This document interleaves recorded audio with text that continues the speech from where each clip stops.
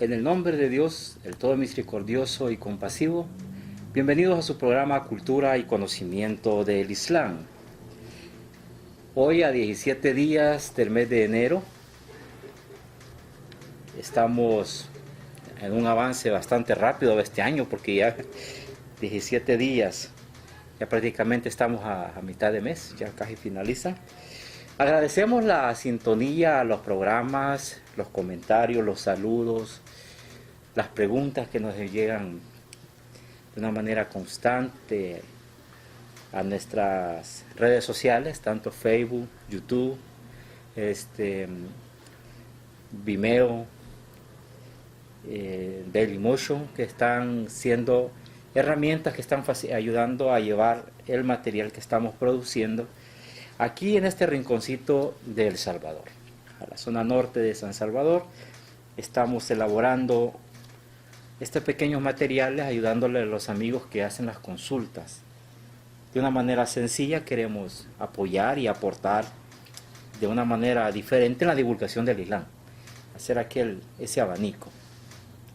Hablando de ese abanico, vamos a tener la oportunidad de, en esta ocasión, Bilal, hay un amigo que por medio de las redes sociales envía una pregunta. De hecho, en pantalla van a tener la pregunta a ustedes del mensaje que él envía, y es el amigo Francisco Jiménez, es de la República de Honduras, una república hermana nuestra que está cercana, y nos hace una pregunta: ¿quiénes son los Ahmadíyas?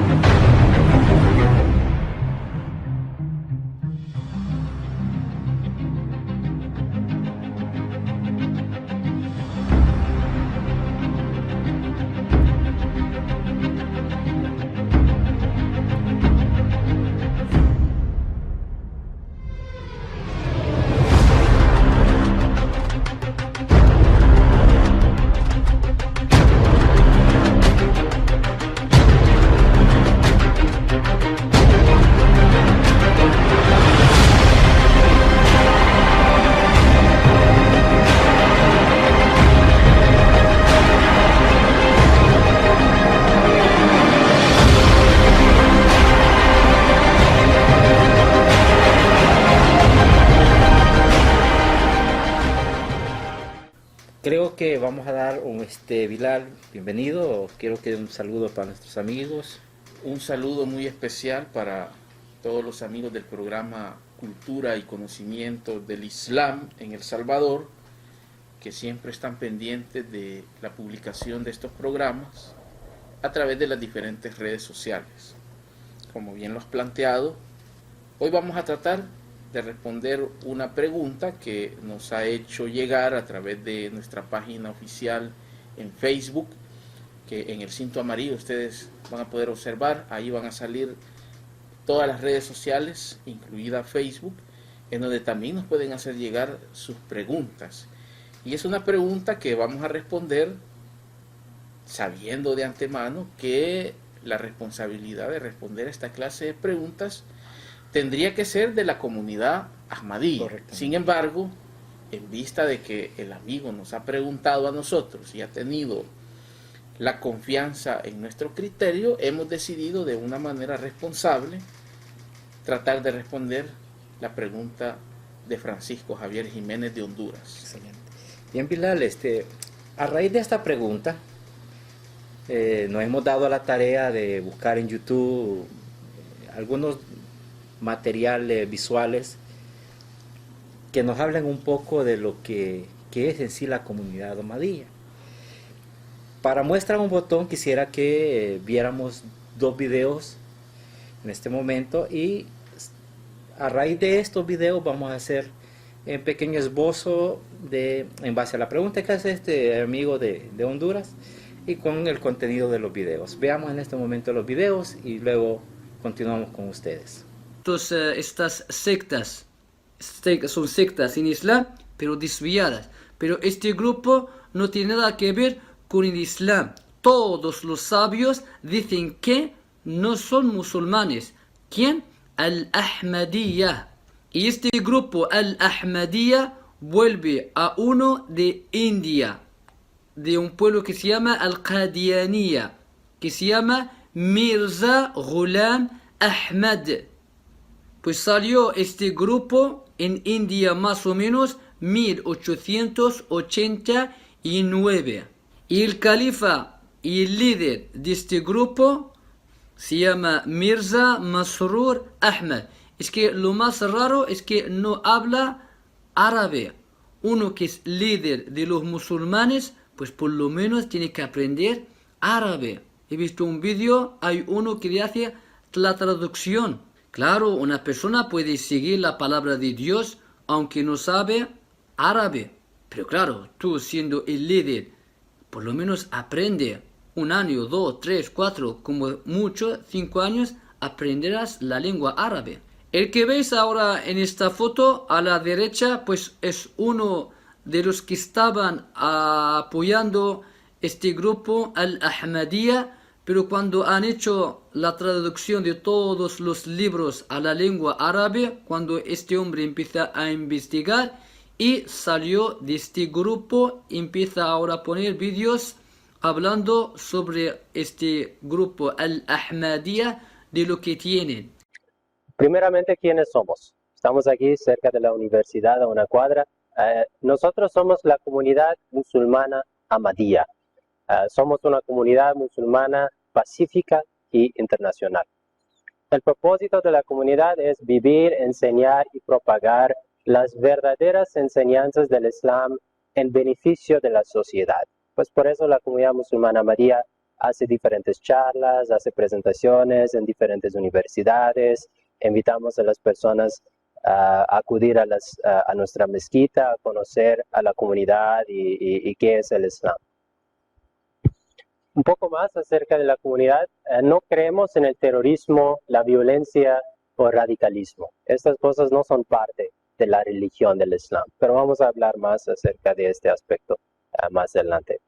El lema de la comunidad musulmana Ahmadiyya es amor para todos, odio hacia o para nadie. Pues tratamos de vivir según ese lema.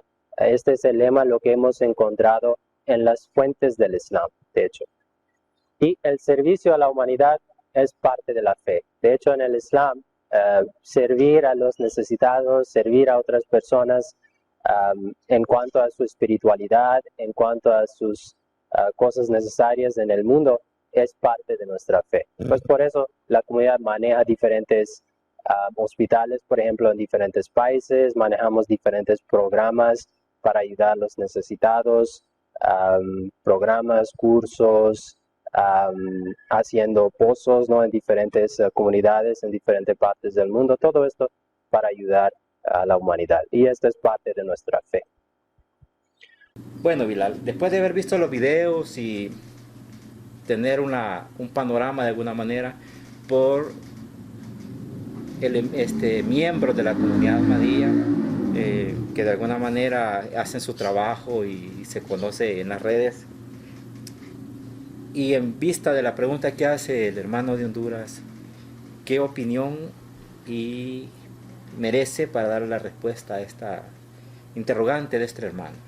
Primero me gustaría que habláramos brevemente de los videos que acabamos de ver. Excelente. Que son 2 videos de posiciones totalmente opuestas.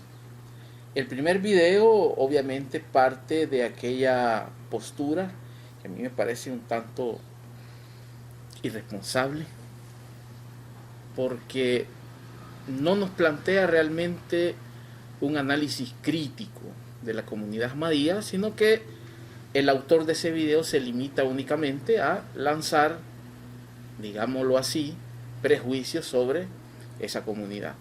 Te digo que no llega a ese video ni siquiera a crítica porque bueno, el autor ni siquiera ha tenido la delicadeza de plantearnos o de darnos a conocer cuáles han sido las fuentes que ha utilizado para poder referirse a un tema tan delicado como es hablar de un movimiento en el mundo islámico. Correcto.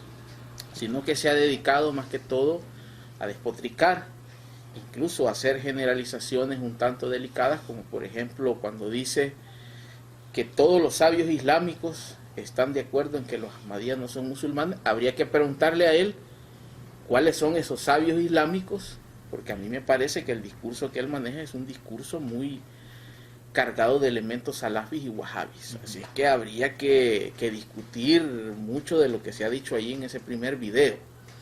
Me parece también que no hay allí el uso de la razón crítica para nada. En cuanto al segundo video, que es un video, entiendo yo, producido por la misma comunidad ahmadía, también hay que tener en consideración algunas cosas. La primera de ellas es cuando el autor del video, o la persona que está exponiendo, dice que la comunidad ahmadía es la comunidad que está predicando el verdadero Islam. Bueno, esa es una aseveración hasta ingenua. ¿Ingenua en qué sentido? En el sentido que yo no he encontrado hasta el momento ningún movimiento islámico, ninguna escuela y ni siquiera ninguna secta que te vaya a decir que están predicando el falso Islam. Es decir, todos los movimientos islámicos que hay te van a decir que ellos predican el verdadero Islam. Así es que resulta hasta ingenua esa aseveración. Por otro lado, mira vos que resulta interesante también lo que dice acerca del eslogan de la comunidad: amor para todos y odio para nadie. Una frase que resulta en estos tiempos utópica, idealista, aunque no vamos a negar que sería realmente algo hermoso que la humanidad pudiese adoptar esa clase de eslogan y que esas cosas se pudiesen llevar a la práctica. Yo hasta el momento desconozco de personas que puedan tener amor para todos y odio para nadie. Entonces es una frase bien construida, pero que en estos tiempos resulta poco práctica.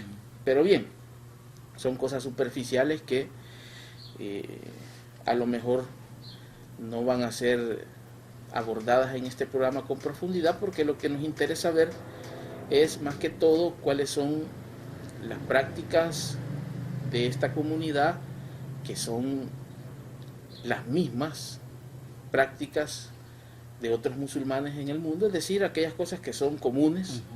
Y en dónde está la diferencia, porque se ha hecho todo un debate en los últimos años en relación no solamente a la comunidad ahmadía, sino que a otros movimientos islámicos, por algunas creencias que son diferentes. Yo te voy a decir algo antes de continuar con este análisis.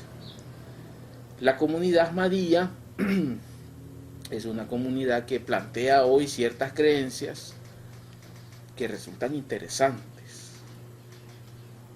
Ahí cada quien está en su derecho de aceptar, no aceptar, criticar o no criticar esas creencias, pero por lo menos en algo vamos a estar de acuerdo, que son planteamientos que solo los proponen ellos. Es decir, difícilmente vos vas a encontrar otro movimiento islámico en donde vayas a encontrar esas propuestas, ¿no? Ya vamos a hablar más adelante de cuáles son esas creencias, esas propuestas que son las que al final hacen una diferencia entre la comunidad ahmadía y los demás movimientos islámicos en el mundo.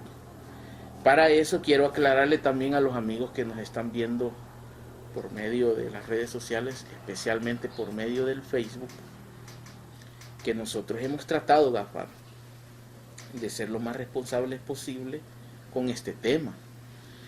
Y como pueden ver aquí ustedes, hemos consultado libros Ahmadiyya para poder tener una visión más completa y tener un panorama más claro de lo que verdaderamente dicen las enseñanzas y las doctrinas de este movimiento que se denomina Ahmadiyya. Hemos consultado alrededor de unos 25-30 libros algunos de ellos en español, otros en inglés, y también algunos documentos que hemos encontrado en algunos sitios en internet que pertenecen a la comunidad Ahmadiyya. Aquí ustedes pueden ver, por ejemplo, un comentario del Sagrado Corán en 4 tomos, traducido al inglés, que según lo que dice la introducción, fue desarrollado, fue escrito por el segundo de los califas de la comunidad Ahmadiyya. También hemos consultado una edición comentada del Sagrado Corán en español de 1988, que fue publicada por la comunidad Ahmadiyya bajo bajo el sello editorial Islam International Publication en 1988. También hemos consultado otros libros, algunas biografías hechas, por ejemplo, a Ahmad de Qadian, que es el personaje fundamental en todo esto, y también algunos libros que hablan sobre las doctrinas del movimiento Ahmadi. Así que, por lo menos nosotros hemos tenido ese cuidado, porque cuando uno aborda temas como estos, uno tiene que tratar de ser lo más respetuoso posible. ¿Y cómo puede uno ser lo más respetuoso posible? Investigar, Claro. yendo a las fuentes principales y consultando los materiales que son producidos desde el mismo seno del objeto de estudio, en este caso la comunidad Ahmadiyya. Pilar, dentro de esto que tú me has estado comentando y tomando de partida libros que se han consultado para poder dar una apreciación basada en un hecho concreto, no algo que a mí se me ocurre y creo que esto pueda que sea, y lejos de favorecer el conocimiento a otros, les voy a entorpecer o les voy a facilitar mayormente la ignorancia. En este movimiento, ¿cuáles son las similitudes y las diferencias que hay con los demás prácticas islámicas? Antes de contestar a eso, hay que también poner en contexto a los amigos. Claro. No hay que olvidarnos que muchas de las personas que ven este programa no son musulmanes. ¿Eso qué quiere decir? Es algo cierto. Que también nosotros tenemos la responsabilidad de poner en contexto Claro. a estos amigos para que ellos tengan un panorama más completo del tema. Una aproximación. Yo sé que hay algunos hermanos que siguen las transmisiones, que son musulmanes, que ya saben, de hecho, algunas de las cosas que hablamos aquí, y que a veces se molestan porque piensan que nosotros damos muchos rodeos al tema, pero nosotros consideramos necesario que los amigos que nos ven tengan un contexto general y sólido del tema abordado. Por eso, brevemente, vamos a poner en contexto a los amigos sobre el movimiento Ahmadiyya. Claro. El movimiento Ahmadiyya es un movimiento que nace en el siglo XIX. Es decir, estamos hablando de un movimiento que nace aproximadamente allá por el año de 1880 y algo. Yo no recuerdo bien la fecha de la proclamación de Ahmad de Qadian como Mahdi Mesías, que ya vamos a ver que esa es una de las cosas que los diferencia, pero no nos vamos a meter ahí todavía. Lo cierto es que es un movimiento del siglo XIX que se desarrolla en buena parte en lo que en aquel tiempo era la India británica. Todavía no existía Pakistán. Y bueno, la ciudad de Qadian es la ciudad donde nace el fundador de este movimiento, y es una ciudad de la India, Qadian, y que es una ciudad que hoy en día muchos, yo diría todos prácticamente los miembros de la comunidad Ahmadiyya tienen como uno de los lugares más sagrados dentro de su comunidad. Esta comunidad Ahmadiyya tiene 2 ramas. Fíjate qué interesante. Tiene 2 ramas. Una es mayoritaria, como suele pasar con la mayoría de movimientos islámicos, y la otra es muy minoritaria. La rama mayoritaria del movimiento Ahmadía, que es la que está presente en muchos países del mundo, se le conoce como Ahmadiyya Muslim Jamaat. Algunos despectivamente les dan el nombre de Qadianes, por la ciudad en donde nació su fundador. Y tenemos también el movimiento Ahmadiyya de Lahore, que es un movimiento de aproximadamente no más de 100.000 seguidores en todo el mundo, que se separó del grueso de la comunidad por temas de sucesión. Es decir, ellos no aceptaron a un cierto líder dentro de la jerarquía espiritual de los Ahmadiyya, que ellos llaman el califato. De hecho, estamos ahorita bajo el mandato del quinto califa Ahmadiyya, valga la redundancia y la aclaración. Hubo allí un problema entre ellos que llevó a la separación en dos ramas.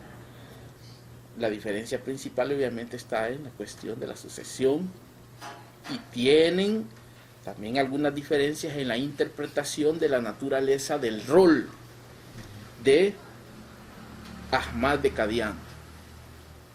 Esta comunidad de Lahore, por ejemplo, considera que Ahmad de Qadian, si bien es cierto, fue Mahdi y fue Mesías, pero no fue profeta. Eso los diferencia de la rama mayoritaria, que sí consideran que Ahmad de Qadian fue un profeta. Ya vamos a ver más adelante cuál es la interpretación que ellos le dan a ese papel, pero en líneas generales, digamos, ese es un panorama bastante superficial. Hoy en día los Ahmadiyya están presentes, creo yo, en los 5 continentes, porque he visto que han inaugurado mezquitas en varios lugares, en África, tienen una fuerte presencia desde hace varios años en Europa, especialmente Alemania, Inglaterra, Holanda, incluso tienen una mezquita en España, o no sé si tengan más, es probable. Tienen alguna presencia también en los Estados Unidos, en Canadá, en algunas regiones de Asia, Oceanía. En América Latina tienen presencia, pero obviamente esta presencia de alguna forma está ensombrecida, obviamente, por la presencia de los otros movimientos islámicos que gozan de mayor número de adeptos. Por ejemplo, musulmanes sunitas, musulmanes chiitas, incluso algunos movimientos y tarikas sufíes, que también están presentes a lo largo y ancho de América Latina. Pero te comento algunos casos interesantes de la presencia ahmadía en América Latina. Guatemala, que es un país vecino. De hecho, la ciudad de Guatemala nosotros la tenemos a 3-4 horas de San Salvador.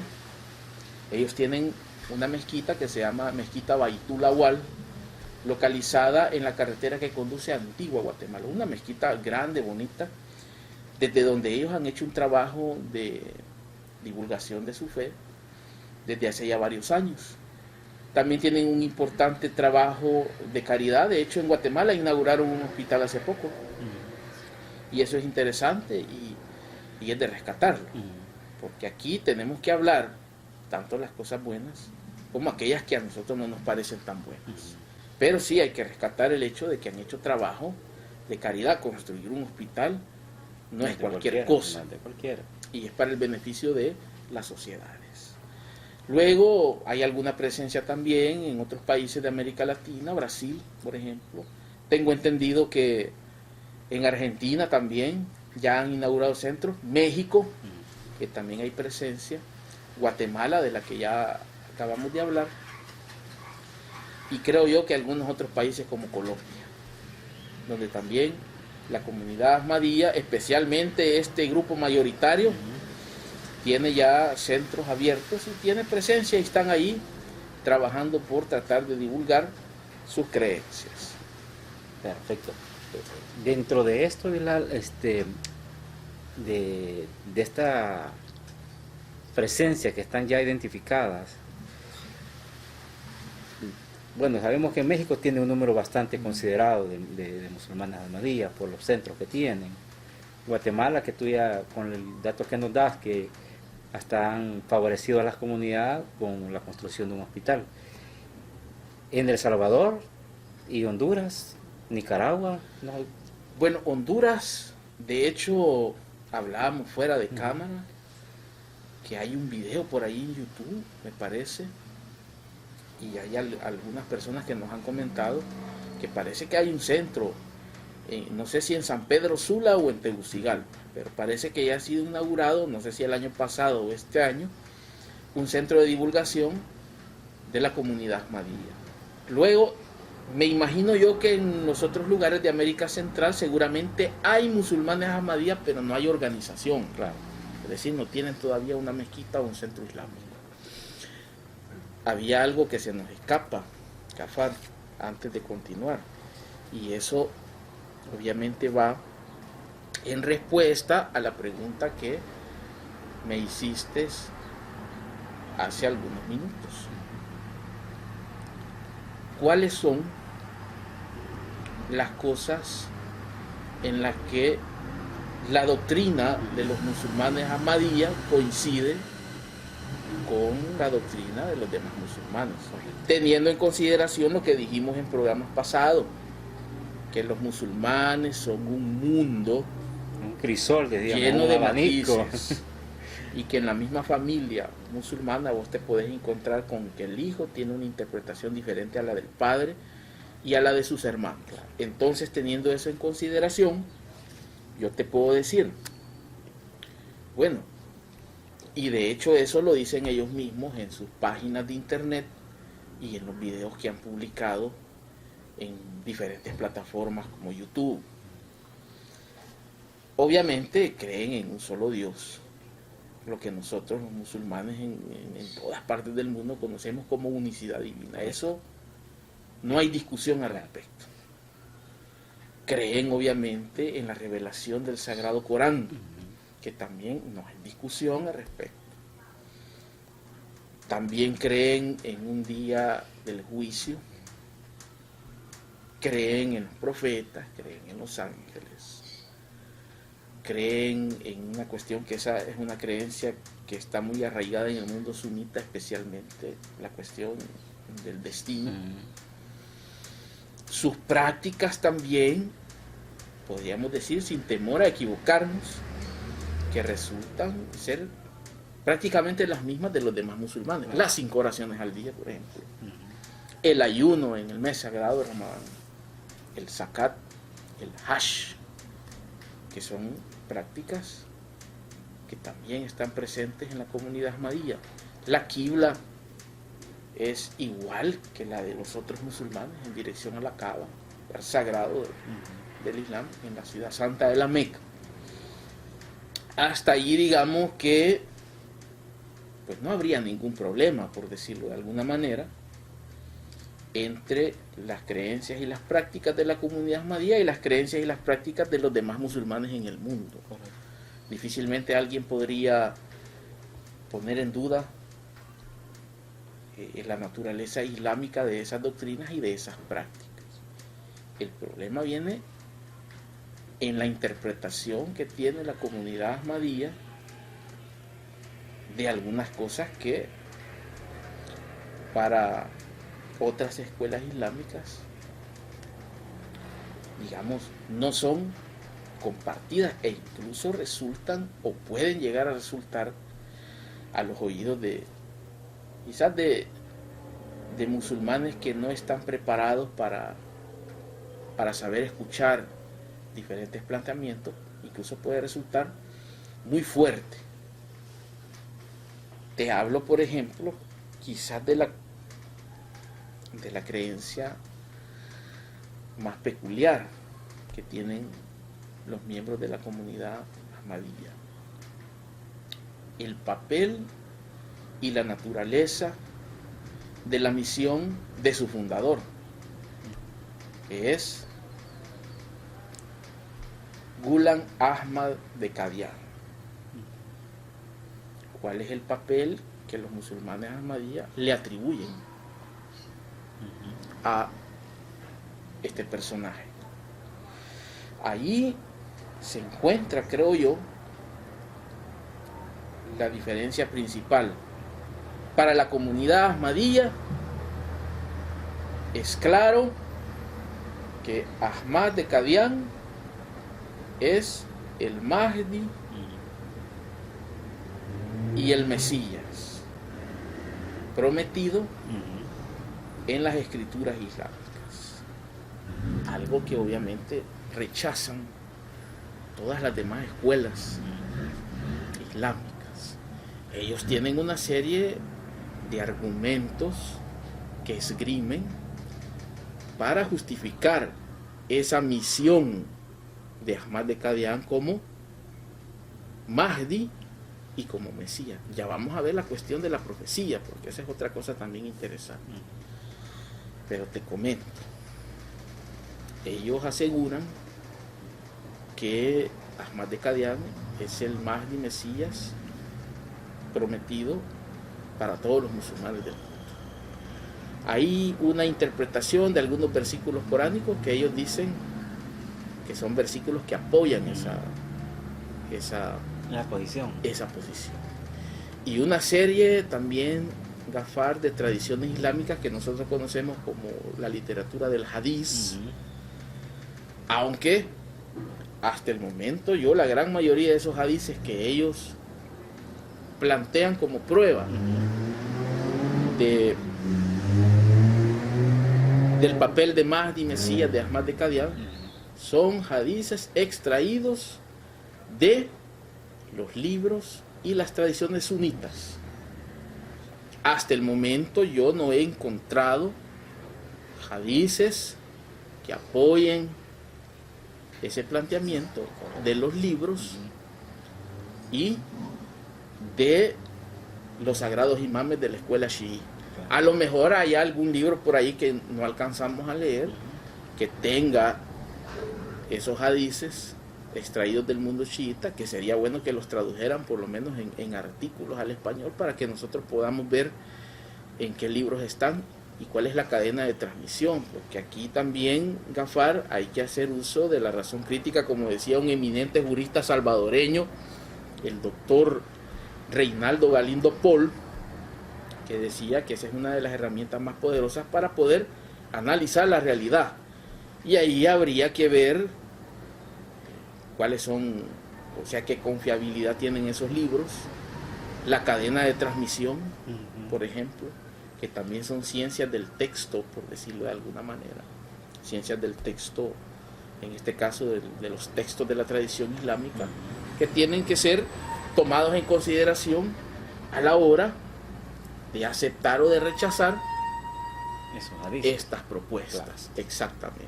También sería bueno, en el caso de los amigos que están en sintonía de este programa, si conociesen de algún libro donde aparecen registrados estos hadices, bueno, que nos comunicasen, pues, o que nos enviaran el nombre del libro para consultarlo nosotros en un momento. Especialmente los libros chiíes. Ajá. Porque en cuanto a los hadices sunitas, esos aparecen en algunos libros que ellos plantean allí. Porque es prácticamente los mismos de ellos están retomando. Hay que decirlo, que el movimiento Ahmadiyya nace de hecho en el seno de de una sociedad multirreligiosa, como siempre lo ha sido la India, pero que en su mayoría es un contexto sunita. Claro. Entonces, obviamente, la forma en que rezan los Ahmadiyyas es muy similar, y que de hecho creo yo que está basada en la jurisprudencia Hanafi, sin lugar a dudas. Y por lo tanto también muchas de las pruebas que ellos presentan para tratar de justificar esta naturaleza de la misión mesiánica de Ahmad de Qadian están basados mucho en hadices y tradiciones del mundo suní. Pilar, dado que el tiempo es bastante corto y el tema es sumamente amplio para tratarlo, me gustaría que al amigo que nos mandó, ¿qué otro libro más podríamos recomendarle? Hay por aquí este libro grueso, que es una interpretación que hace la comunidad Ahmadiyya de la relación que existe entre la fe y la ciencia. que también es interesante que Francisco Javier Jiménez pueda conocer. Si es de Honduras, como lo plantea ahí, puede averiguar y buscar en dónde está ese centro islámico Ahmadiyya y abocarse para que le faciliten la literatura que él necesita. Están algunos sitios en internet también de la misma comunidad que en los buscadores se puede poner comunidad Ahmadiyya y salen desplegados. Vayamos a otros planteamientos interesantes que tiene la comunidad, Gafar, porque yo creo que esto es necesario hablar, es necesario que se conozca. Cada uno sacará sus conclusiones. Aquí nosotros no estamos ni para demostrar que no son musulmanes, ni tampoco para demostrar que lo son. Cada persona va a sacar. Parece que tenemos, Gafar, una pregunta o un mensaje de algún amigo. Es un mensaje de un amigo. Está siempre en función de la misma pregunta. Bueno. Hay que fortalecer, y de alguna manera ya las curiosidades están despejando en muchos de ellos. Entonces, en este caso, creo que esto viene a fortalecer mucho. Sí, viene a fortalecer lo que estamos hablando. Entonces, como te decía, nosotros no estamos aquí ni para demostrar que ellos no son musulmanes, ni tampoco para demostrar que lo son. Cada persona tiene que sacar su conclusión al respecto. La investigación es esencial. Eso es lo básico. Pasemos a las últimas dos cosas que por el tiempo, obviamente, vamos a abordar y que constituyen también un punto de inflexión entre la comunidad Ahmadiyya y las demás comunidades de musulmanes en el mundo. La primera de ellas es delicada. Para la casi totalidad de los musulmanes en el mundo, el profeta del Islam es el último de los profetas y mensajeros. Es decir, tú le preguntas a cualquier musulmán en el mundo, o a la mayoría de musulmanes, y te van a decir, sin temor a equivocarme, que con el profeta Muhammad, que la paz y las bendiciones de Dios sean con él y su descendencia, el ciclo profético quedó cerrado. ¿Eso qué quiere decir? Que después de él no hay nuevo profeta ni mensajero que viene. Claro. Y enfatizó la palabra nuevo. Sin embargo, la comunidad Ahmadiyya tiene una interpretación diferente, porque para ellos Ahmad de Qadian fue un profeta. Solo que quizás para bajarle un poco el perfil, ellos aseguran, y esto lo vi yo y lo he leído también en algunos de estos libros, que dicen ellos que fue un profeta subordinado. ¿Qué quiere decir? Que fue un profeta que no trajo ninguna ley nueva, sino que venía a confirmar lo que había traído el profeta Muhammad, que la paz y las bendiciones de Dios sean con él y su descendencia. Pero que al final era un profeta que recibía revelación de Dios. Y de hecho, aquí vamos a poner en una imagen un libro que yo leí de la misma comunidad Ahmadiyya, que se llama el Tadkirá, que es una recopilación de las revelaciones que Dios le dio a Ahmad de Qadian en 3 idiomas: el árabe, el urdu y el persa. Es un libro algo extenso, y ahí están las revelaciones, las visiones y otras cosas que Dios le revela, las inspiraciones que Dios le revela a Ahmad de Qadian. Cosas interesantes que te puedo mencionar. Hay algunas visiones y algunos sueños en donde se le presenta el imán Ali y Fátima Zahra a Ahmad de Qadian. Fíjate qué cosa, por lo menos interesante. Claro. Por lo menos interesante. Ya cada quien le da la interpretación pues que mejor le parece. Eso por un lado, que quizás es, digo yo, la postura que a los otros musulmanes prácticamente les cuesta asimilar más. Luego está también otra cosa interesante desde mi punto de vista, que es esa hipótesis de que Jesús fue a la India. Y esa hipótesis está basada también en algunos hadices sunitas y también está basada en algunos versículos bíblicos, especialmente algunos versículos bíblicos de el Nuevo Testamento, los evangelios. Curiosamente, algunos de esos versículos están en el Evangelio de Juan, pero el Evangelio de Juan ya hemos hablado anteriormente que de acuerdo a la misma crítica textual moderna bíblica, es el Evangelio que presenta quizás el menor índice de confianza histórica de los cuatro, porque es el más tardío. Y prácticamente el Evangelio de Juan lo que es una elaboración personal del que lo escribió, en donde él idealiza de alguna forma la figura de Jesucristo. Por lo tanto, bueno, ahí hay material para discutir.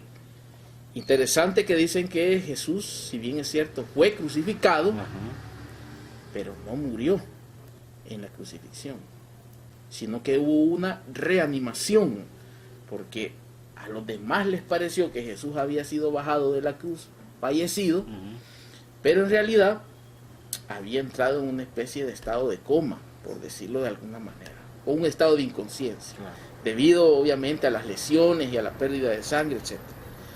Y que fue sanado posteriormente por los apóstoles, quienes le aplicaron unos ungüentos especiales y algunas medicinas para que el profeta Jesús pudiera reanimarse, y esto les pareció a las demás como una resurrección de entre los muertos. Después de eso, de acuerdo a la doctrina ahmadía, el profeta Jesús viajó a la India. De hecho, esos relatos están en ese libro que se llama Jesús en la India, y que vivió 120 años, y que su tumba se encuentra en Cachemira. Esa es la postura ahmadía. Obviamente eso queda a discusión y queda a debate. No es una postura coránica. Es decir, en el Corán no se encuentra esa historia, sino que esa es una historia, ese es un relato, esa es una postura que ellos argumentan en base a algunos hadices, siempre hadices sunitas, y en base a algunos versículos de los evangelios.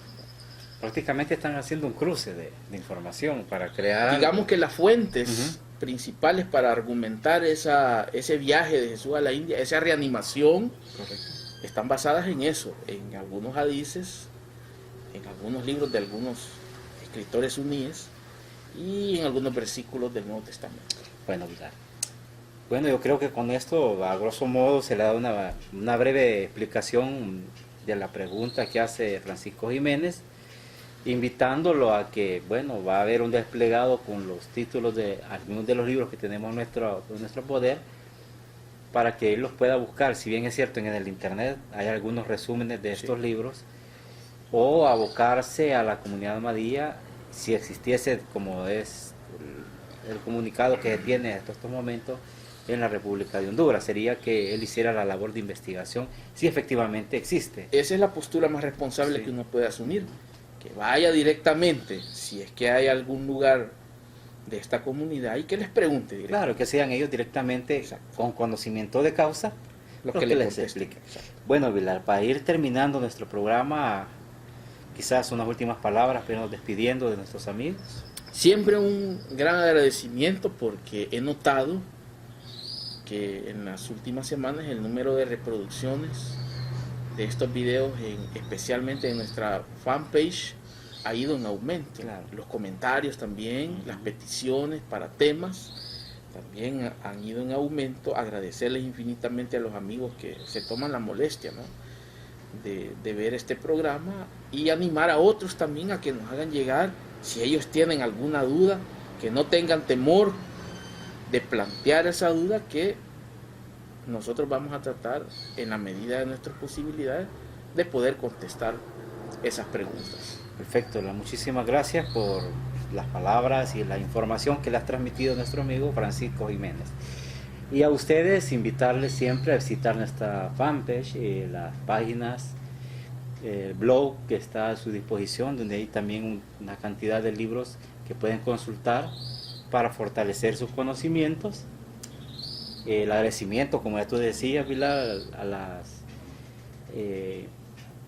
a darle like, a suscribirse al canal de YouTube de este programa, Vimeo, de Vimeo, de Dailymotion. Entonces, invitarles a suscribirse y a dejar siempre sus preguntas, sus comentarios, sus dudas. Creemos que a estas alturas el programa va madurando poco a poco y vamos haciendo el esfuerzo de crear un material mucho más sólido. Entonces, hasta el momento, Bilal, considero que en el país, en El Salvador específicamente, somos la única organización religiosa, la Organización Islámica Chiita de El Salvador, que estamos produciendo un material de esta índole. Si bien es cierto, habrán quizás otros que están haciendo el esfuerzo, bueno, qué bien, pero aquí está nuestro esfuerzo, nuestro material, nuestras investigaciones que están a la disposición de ustedes. Invitarles siempre a dar like, a consultar el blog que va a aparecer acá a la dirección, enviar sus mensajes al WhatsApp, a Telegram, que está siempre apareciendo en los desplegados, en el cinto, para que ustedes tengan mayor contacto con nosotros. No me resta más que agradecer la sintonía a estos programas. Nos vemos y los escuchamos el próximo viernes a partir de las 7 de la noche. Que la paz y las bendiciones de Dios sean con ustedes. Hasta la próxima. Cuídense mucho.